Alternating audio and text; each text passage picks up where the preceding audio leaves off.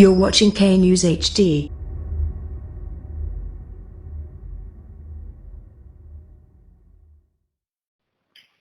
السلام علیکم، آپ دیکھ رہے ہیں کے نیوز چینل۔ خبر شامل کرتے ہیں تاندلیہ والا سے۔ ہمارے نمائندے علی حسن صابری کی رپورٹ کے مطابق تھانہ مامو کنجن کی حدود میں 5 سالہ بچے کے ساتھ مبینہ زیادتی۔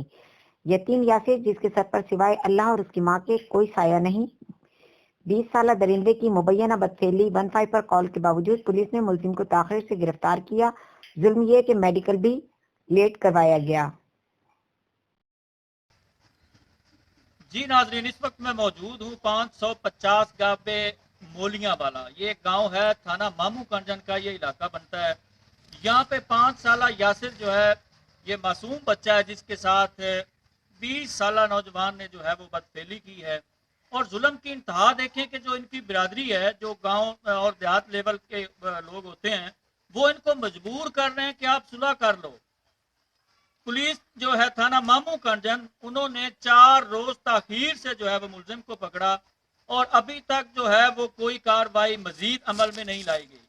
تو ایسے ظلم جب ہوں گے اس دنیا میں، ایک تو کورونا نے پوری دنیا میں تباہی مچا رکھی ہے ایک طرف، اور دوسری طرف یہ لوگ جو ہے وہ ظلموں سے باز نہیں آ رہے ہیں، ظلم پہ ظلم کرتے جا رہے ہیں غریب عوام پہ۔ انہیں یہ نہیں پتا کہ یہ پہلے ہی جو اس دنیا پہ جو یہ عذاب کی صورت میں کورونا نازل ہوا ہے، وہ انہی وجہ سے ہوا ہے۔ یہی محرکات ہیں، یہی وہ ظلم ہے جو انسانیت پہ کیے جاتے ہیں۔ تو آخر اللہ نے اپنا انصاف تو کرنا ہی کرنا ہے۔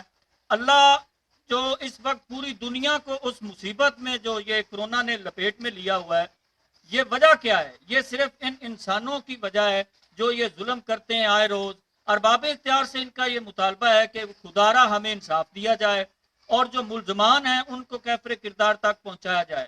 جی